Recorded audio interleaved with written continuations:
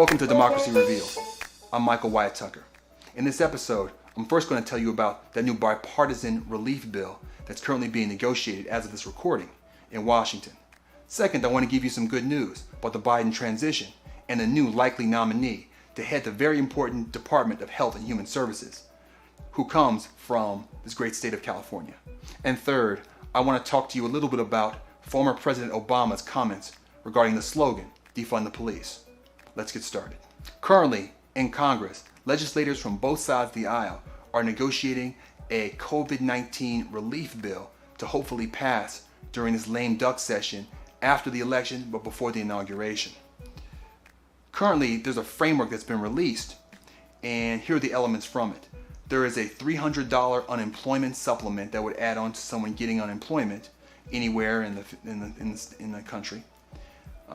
There's support money for state and local governments who have been struggling financially because, unlike the federal government, they can't print their own money, and a lot of them raise a lot of money from sales taxes. Economy's been depressed, and also in general, there are extra expenditures from having to, try to manage a pandemic. There's money for local testing and vaccine distribution, although I'm kind of surprised that's in this bill. It seems like that could something be kind of by itself. It's not really a relief aspect. It's just the process of addressing the pandemic. I mean, I guess you throw it in there, but it's a little out of place in terms of these other items, as that's kind of generally just the federal government doing its job. And there's money for the Paycheck Protection Program, that the PPP program as they call it, for businesses. And then there's I think I might have mentioned this before in a previous episode, the COVID-19 liability immunity for businesses. Now, the bottom line to all this stuff is that this doesn't do the job. This is not a good bill as it stands, and I'll explain to you why. So first, let's talk about what's there. Now, the unemployment supplement is better than nothing. $300 per week is not better than nothing. But the problem is, the pandemic's been going on for almost 10 months now, which means a lot of people that got fired in the big push of layoffs that occurred way back in March and April, even extended unemployment here in California, for example, but I'm sure most other states, is ending. So if you're not getting unemployment, that supplements to your unemployment, you won't get that either. That's only for people currently on unemployment, and those rules are set by the states. So the federal government is, in a sense, kind of giving it to the states like, hey, if you're still giving people unemployment, we'll give you some more money to put with it. But it isn't really proactive in that sense. The support money for local governments is okay, but again, it isn't really a direct relief to citizens or businesses. It's really more of just trying to hold up these various states, and they're not just blue states. All the states are suffering. Some of the red states like Texas and Florida are more dependent on sales taxes, and so the economic damage is actually more severe, although they probably provide less services, so that may help them counteract that even bigger reduction in money coming in, probably as a result of their dependency on sales taxes. Now, the PPP program just hasn't worked very well. It's not worthless, but I think I heard over half the money went to some of the biggest corporations in this country. Regular mom and pop shops are closing left and right. And obviously unemployment is still really bad, so it has not prevented businesses from closing. It hasn't prevented tons of layoffs and depression level unemployment. So just kind of doubling down on that in and of itself isn't great. Although it's not a worthless program, it obviously is not the fix-all that one might hope it would be. And then, of course, if I haven't mentioned before on this show, liability immunity is a terrible idea. The reason why is when you tell a company that even if you're criminally negligent and cause harm or death to come to your employees, they can't sue you. But what does that do? It incentivizes taking more risk to make more money. And if you look at this plan as a whole, if you look at this bill and everything that's currently included in it, it essentially looks like the federal government is pushing people out to work by only offering unemployment and saying, if you've been unemployed too long, this won't even apply to you. And then it's telling the companies, go ahead and hire people if you get them sick or kill them, by accident, I assume, but if you get them sick and kill them due to negligence, well, you're off the hook. That's what this bill looks like right now. And that's why there are a lot of people like AOC and Bernie Sanders, even Republican Josh Hawley, that are saying, hold on, wait a minute. This isn't the bee's knees. You've got to have some other stuff. And that brings me to what's not in the bill. And one of the things that's not in the bill is any kind of direct payment to all Americans. Now, there is a eviction crisis going on right now. People are already starting to, lose their apartments, lose their homes, and that's only going to worsen as the moratorium goes away. I think it got extended like a month. But those bills are just adding up, and when it comes due, they still have to pay a whole bunch of back money. If they don't have that money, people are going to start getting thrown out of their homes more and more, be they renters or owners, assuming they have a mortgage. So these payments are very important, not to mention all the unemployment. And if people are unemployed too long, they're not even under unemployment anymore. But they're still hungry. They still need food and rent and and a roof over their heads. So there are people like Ro Khanna of California that's advocated for $2,000 payments every month until the pandemic's over.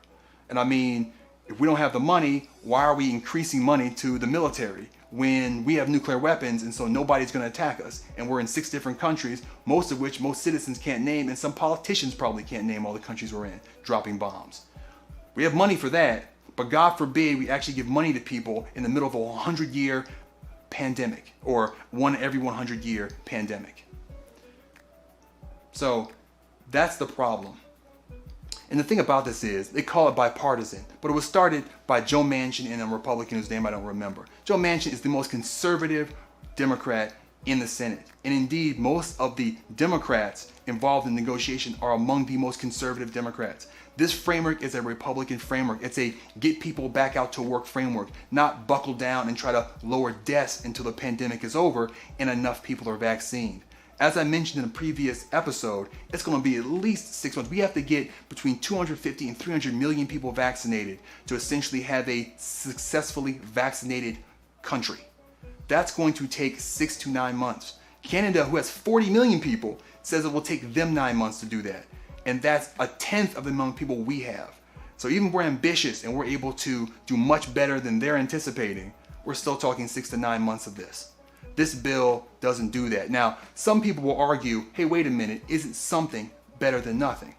Well, as another blogger I watched said, well, in theory, but if you have a house that's on fire and you bring them a glass of water, yeah, you can spritz that on the fire, but that's not going to put the building out. And honestly, the person's going to look at you like you're crazy. And that's how I'm looking at these legislators, crazy, for offering this as a relief plan for Americans during this pandemic, 9-10 months in. We need a lot more than this, collectively. And that's why now is the time. Call your legislators, tell them you need direct stimulus to people. A one-time check is good. That'll save a lot of people's butts, but really we need something ongoing so we don't have to come back over and over again to Congress, which moves like this 6 months at a time for one bill. We need something real. And now's the time to ask for it, not wait, take the glass of water and hope the fire truck is coming down the road, because it's not. We'll be right back after these messages.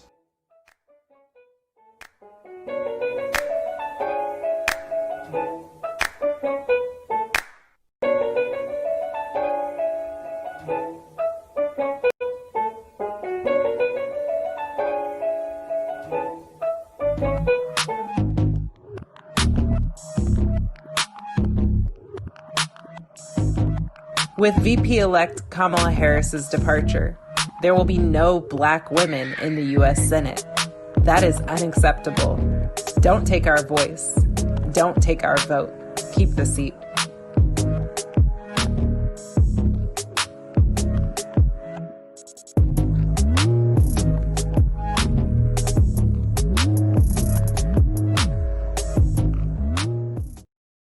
Hi, Wendy Raquel Robinson here with an important message. Are you prepared for the next natural disaster or pandemic? If the COVID-19 pandemic taught me anything, it's to be better prepared, and I want you to be equipped too. An earthquake, flood, fire, or this pandemic, the name of the game is being ahead of the game with 5 easy steps. Step 1, get alerts at calalerts.org for up-to-the-minute updates. 2, create an evacuation plan and an emergency contact list. Step 3, have a go bag of essentials such as medication, cash, first aid, and your emergency contact list. 4, if you can't leave your home, have a stay box of items that are good for at least 3 days, including food and water. Step 5, Help friends and neighbors do the same. Help slow the spread of COVID-19 and protect yourself and others by wearing a mask while maintaining a safe physical distance. For additional information on emergency preparedness and to be ready for the unexpected, visit listoscalifornia.org. That's LISTOS California.org. You can't praise black women for saving the presidency and then erase us from the Senate. Thank yous and hashtags are not enough. We're demanding to keep the seat at the table we helped build. Don't take our voice. Don't take our vote. Keep the seat.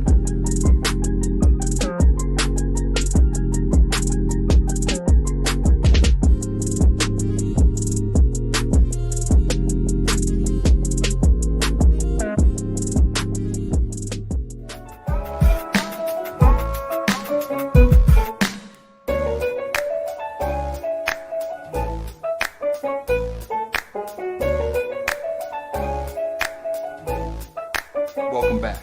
Like I said, I've got some good news about the Biden transition as he builds his new administration. The Biden team has announced that Joe Biden will nominate Xavier Becerra as the new head of the Department of Health and Human Services in the Biden administration. Now, the Department of Health and Human Services mission is to enhance the health and well-being of all Americans.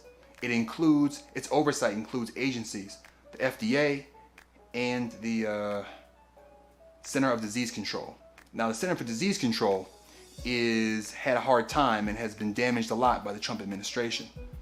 And so he's got a big task on his hands, also because the FDA and CDC obviously are the organizations that are primarily in charge of the vaccine analysis and evaluation, as well as the distribution and a lot of things related to handling the pandemic.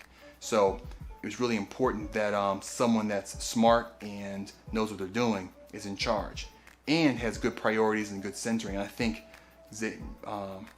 Becerra has those things. Now, he's currently the California Attorney General. He was appointed to that position after Kamala Harris was appointed to the Senate back in 2018 or 2017. In 2018, he was elected to his first full 4-year term as Attorney General. Now, one thing that he's done during this time as Attorney General is sued the Trump administration several times. He sued, one case you may be familiar with is the case that went all the way to the Supreme Court regarding DACA. And California was involved in that lawsuit and ultimately found success at the Supreme Court level. He also sued over some other things regarding the way HHS was being run by the Trump administration. So I kind of see how he got connected to that entity, and it makes a little bit of sense, although he wasn't Joe Biden's first choice, but we'll get to that in a minute. Now, previously, before he was appointed as Attorney General in 2017, he had served in Congress for 24 years, from 1993 to 2017. During that time, he was consistently a pretty progressive congressman.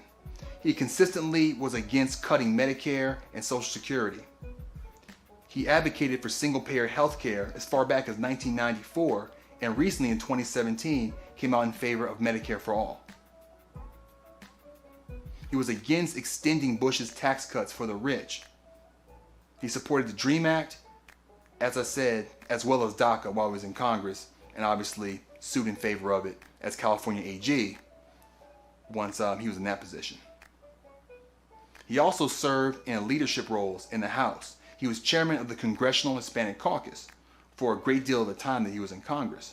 He was vice chair of the House Democratic Caucus, which is a position of somewhat leadership. And I think that's part of the reason why his connection to the establishment is part of the reason why Joe Biden is probably as comfortable as he is with them, even though he's fairly progressive. He was also on the Joint Select Committee on Deficit Reduction, although I think you have people that from different perspectives on that, so I wouldn't hold that against him too much. Deficit reduction oftentimes is used as an excuse to cut programs like Medicare and Social Security. Of course, it's usually never used to cut things like the military. But when you're on there, it means that that was a bipartisan commission, and they want to have some people that are advocating for hopefully actual programs important to Democrats on that committee. He is clearly, though, well connected to the establishment, has gotten endorsements from a lot of different people of a lot of power in the Democratic Party, especially in California, like Dianne Feinstein and Gavin Newsom. Now, what I was mentioning before was we almost got a really bad, actually two candidates that weren't very good. One kind of came and went very quickly. The other one I want to focus on, the one right before Xavier Becerra, was the governor of Rhode Island, a woman named Gina Raimondo. Now, she's against Medicare for all. She actually cut pension benefits when she was Rhode Island's treasurer. And as governor, she's floated budgets to cut Medicaid in her state. Now, one of the things that really got her, that came out and led to her actually pulling her consideration for endorsement, was that she enacted an executive order that shielded nursing homes from civil liability, ring a bell, if residents were injured or died during the pandemic. Again, what does that do? It promotes bad behavior when you tell them, hey, even if you are criminally negligent, you still can't be sued. And she did that. Now, this was exposed by local media, and as a result, as I said, she pulled her nomination, and we got the opportunity to have a much better candidate be the next head of Health and Human Services. So this is very much good news, and I want to give you some of that because I know so much of it's often bad. Recently, I did something I'd never done before.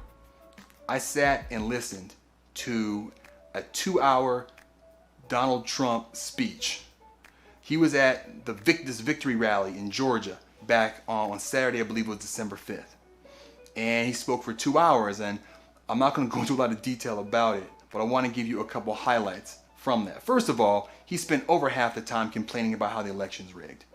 And that's not unexpected, but it was still interesting to see.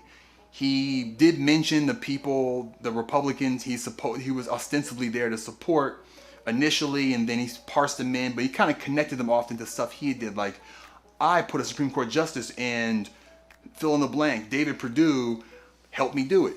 You know, it was things like that. So it was kind of humble brags that he did to support these Republican candidates, but it was mainly about him, his accomplishments as president, his so-called, to some extent, accomplishments as president, as well as how he was victimized and how everybody in the crowd who voted for him was victimized because he wasn't going to be president. But that's the thing I wanted to tell you. Watching the speech, one thing that seemed clear to me is that he was making a pivot, it seemed like to me, from I am going to be president for the next 4 years to I'm not going to be, and how dare they. It was wrong. It's a travesty. We've all been taken advantage of. There was a Democratic coup to take away the presidency from me.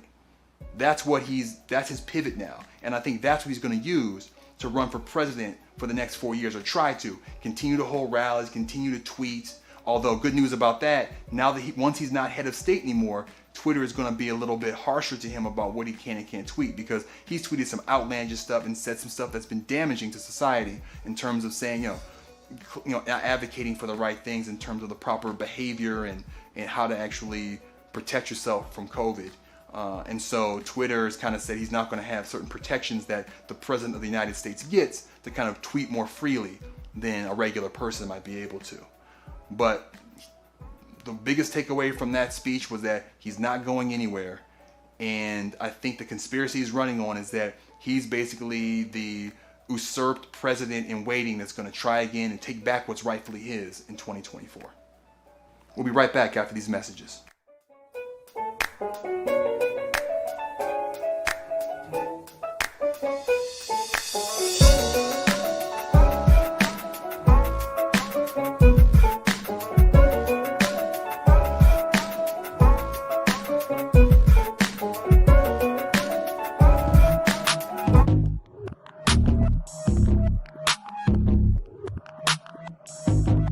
With VP-elect Kamala Harris's departure, there will be no black women in the U.S. Senate. That is unacceptable. Don't take our voice. Don't take our vote. Keep the seat.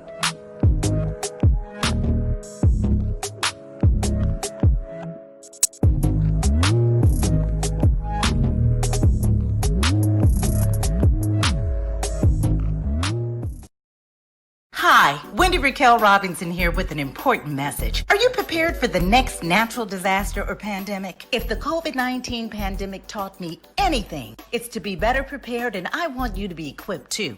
An earthquake, flood, fire, or this pandemic, the name of the game is being ahead of the game with 5 easy steps. Step 1, get alerts at calalerts.org for up-to-the-minute updates. 2, create an evacuation plan and an emergency contact list. Step 3, have a go bag of essentials such as medication, cash, first aid, and your emergency contact list. 4, if you can't leave your home, have a stay box of items that are good for at least 3 days, including food and water. Step 5, help friends and neighbors do the same. Help slow the spread of COVID-19 and protect yourself and others by wearing a mask while maintaining a safe physical distance. For additional information on emergency preparedness and to be ready for the unexpected, visit listoscalifornia.org. That's LISTOS California.org. You can't praise black women for saving the presidency and then erase us from the Senate. Thank yous and hashtags are not enough. We're demanding to keep the seat at the table we helped build. Don't take our voice. Don't take our vote. Keep the seat.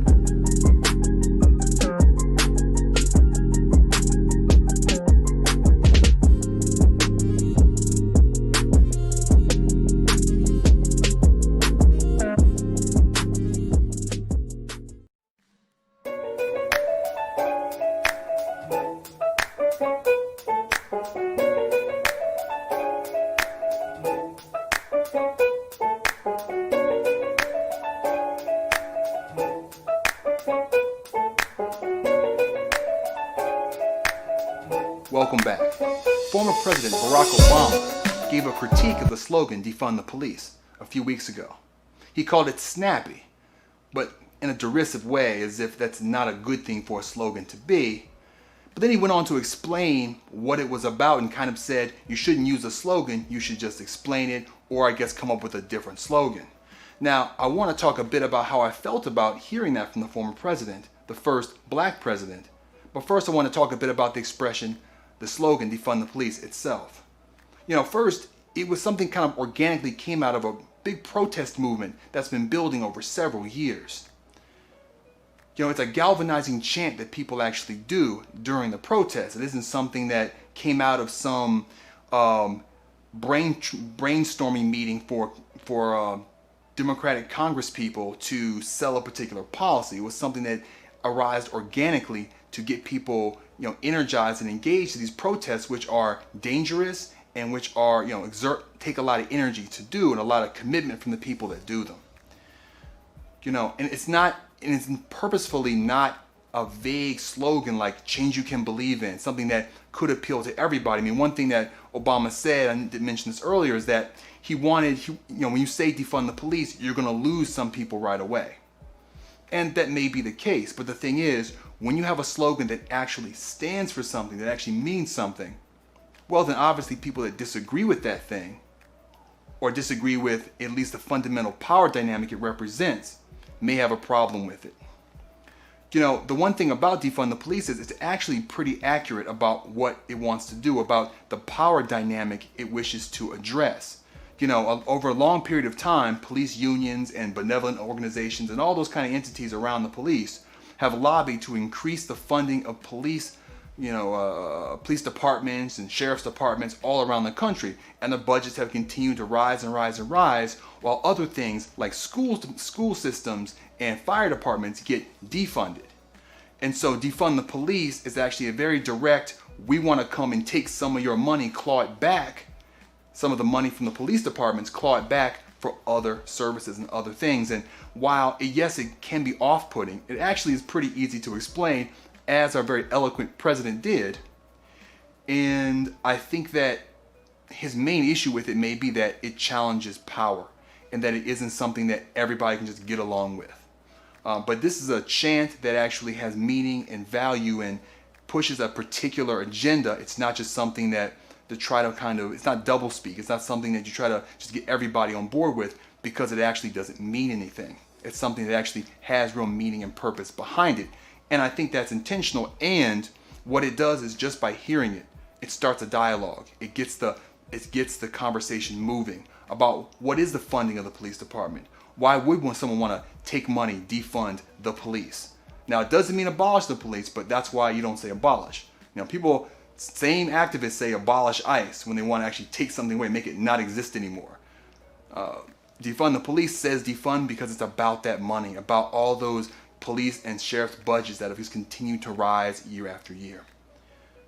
Now, the funny thing is, most Congress people haven't, co-signed it. A few have, people who are intelligent and I think courageous, like Cori Bush and Jamal Bowman. And they are very connected. They're activists. They're very connected with their constituents. And they're very popular, and the constituents support them in this. And I actually saw Jamal Bowman on CNN defending the slogan. That's the kind of leadership that I'm actually looking forward to from the Congress people and the politicians of the future. Those that stand with the grassroots protesters instead of, pointing and criticizing. But we'll get to that in a minute. Now, of course, defund the police gets misconstrued by the Fox Newses of the world as abolish the police. But remember, everything gets misconstrued by people that aren't in favor of it. Remember Black Lives Matter? What came after that? Oh, don't all lives matter? Things always get taken in a different way on purpose by individuals that are not in favor of the policy behind the slogan. But that isn't really the fault of the slogan itself. That's the nature of politics. That's the nature of the public debate. There are going to be people that say it's not this and it's not that, or it really means this, and try to put onto you something that you're not, just like they did with Bernie Sanders and the Democratic Socialist thing. They're always going to try to take what is something that has a reasonable explanation and make it unreasonable to try to defeat it. And I think it's important for context to understand that the movement behind defund the police has had some successes, some real wins. For example, in Los Angeles County, we have Measure J, and Measure J passed and carves out some funds from the Los Angeles General Fund, County General Fund, to go to alternative policing and alternatives to policing, alternatives to prison. That's a direct result of this movement and of organizations like Black Lives Matter Los Angeles and the Sunrise Movement. And yes, they use slogans like defund the police. But that's what grassroots movements do. They speak their truth. And what's disappointing about former President Obama is that he doesn't seem to, is that as a former community organizer, instead of being compassionate and understanding of this movement, of how dynamic it is and how these things kind of bubble out organically, he points fingers. Barack Obama, I know he understands the cradle to prison pipeline, the 13th Amendment, that documentary. I know he's seen it. I know he understands the struggle. And so it's just so disappointing to see him wag his finger and condescend rather than being understanding about this issue. And he has the right to do whatever he wants to do with his life. Since he's been president, he's mostly been kind of doing his own thing. He hasn't really been that engaged in these struggles. He doesn't have to be. But if he's going to chime in and start talking about this stuff, well, put some skin in the game. You have a lot of power as a former president. You could be a lot more involved in these things and actually put your heft behind them, behind these movements, to find alternatives to policing, alternatives to prison sentences.